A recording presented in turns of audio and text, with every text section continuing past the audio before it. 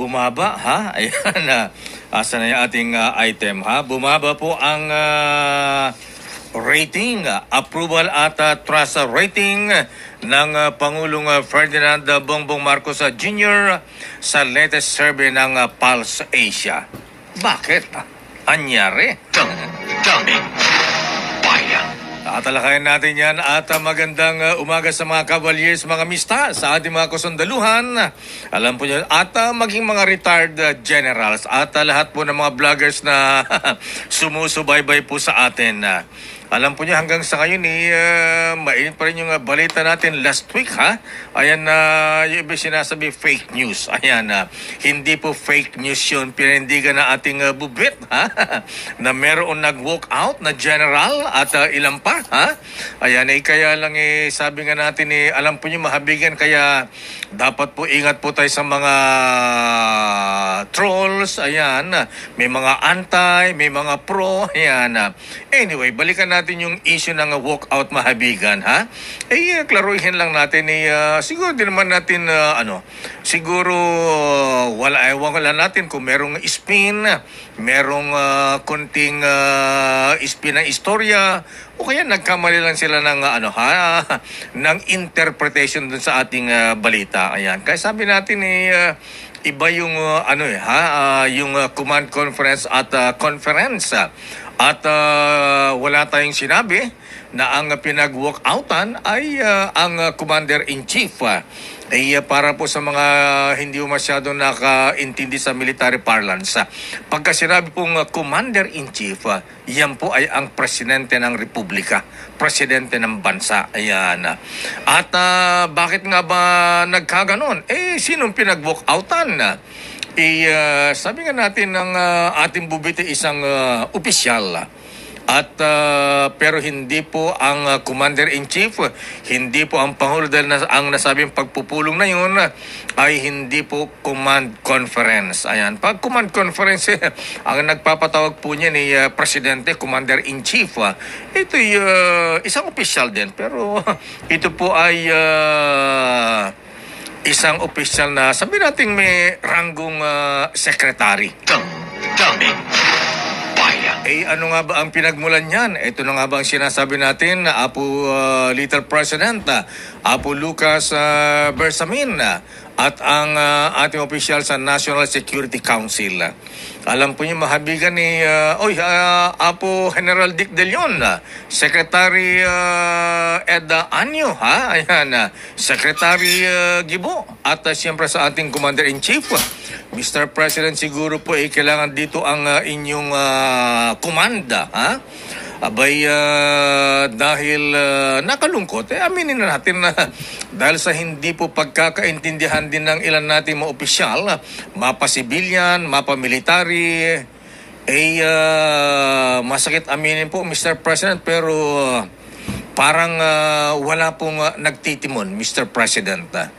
Kumbaga sa Philippine Harmonic Orchestra, wala po tayong conductor. Ayan, dapat may conductor, isang kumpas lamang po para hindi po tayo sintonado, Hindi po iba-iba ang ating mga statement na nagiging kalituhan sa ating kasundaluhan. Ayan, at maging ang civilian group na nasa ahensya ng ating gobyerno. Para isang lang po, Ayan, isang tono lang ang sinasabi natin.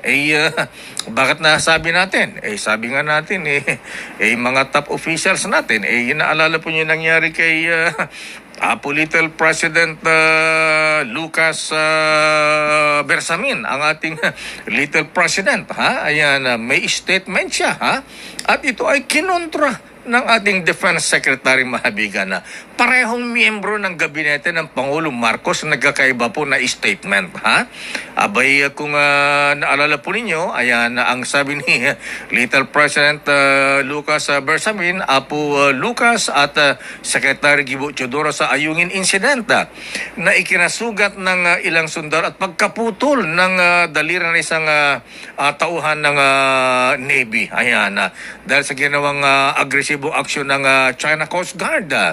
Di ba, ang sabi ng Apo Lucas, Well, this was probably a misunderstanding or an accident. We're not yet ready to classify this as an armed attack. I don't know kung yung mga nakita namin is bolo, axe, nothing beyond that. Yan po ang exact statement ng ating little president. Pero kinontra naman, ang sabi naman nating defense secretary, we see the latest incident in Ayungin not as a misunderstanding or an accident. It is a deliberate act of the Chinese officialdom to prevent us from completing our mission. So, doon pa lamang po mahabigan ni Secretary Anyo, Secretary Apo Dick De Leon meron na tayong problema. Siguro, Mr. President, magtanong kayo ng designated survivor tuloy. Good morning, ating Vice Inday. Ayan, kumusta ka na? Abay, sinasabi natin mahabigan magtalaga ang ating Pangulo ng isang spokesman sa issue ng West Philippine Sea para hindi iba-iba ang statement. Sila mismo ang nagkahagulo. At ayan, iba ang sinasabi ng Coast Guard, iba ang sinasabi ng AFP o kaya Navy. Ganun po ba? So dapat para hindi po nagkakalituhan. At siguro bago maglagpas na statement may coordination. At higit sa lahat, Secretary Anyo, galing po rito sa intelligence at nandyan pa rin po kayo. Siguro po, Mr. Secretary, meetingin yung iba't ibang intelligence agencies ng ating gobyerno, Huwag magtataguan ng information, baka mamaya ano nangyayari sa ating TV monitor pinaglarawan. Para isa po ang statement, isa ang tono. At huwag magtataguan ng intelligence information. Baka po magaya tayo sa 911 sa Amerika, paano ba nangyari yun? Nagtugaan po ng intelligence information ang Central Intelligence Agency at ng Federal Bureau of Investigation. Naintindihan natin dito. Dito lang, yung local incident din, Yung Mamasapano, di ba? Yung intelligence report doon, lumalabas, sinolo ng PNP at hindi isinyer sa Armed Forces of the Philippines. Kaya po nagkaroon ng matinding insidente sa Mamasapano. So ganyan po, Mr. President, Secretary Anyo, siguro po ay mag-usap-usap ang ating mga opisyal, lalong-lalo po sa issue ng West Philippine Sea. Baka tayo po ay tatawanan na ng China. Ayan. Dapat isa lang po ang flow of information. Let's put our acts together, ika nga, magkaisa po tayo, Ayan. Kaya lang kasi minsan mahabigan sabihin ng ibang intel group,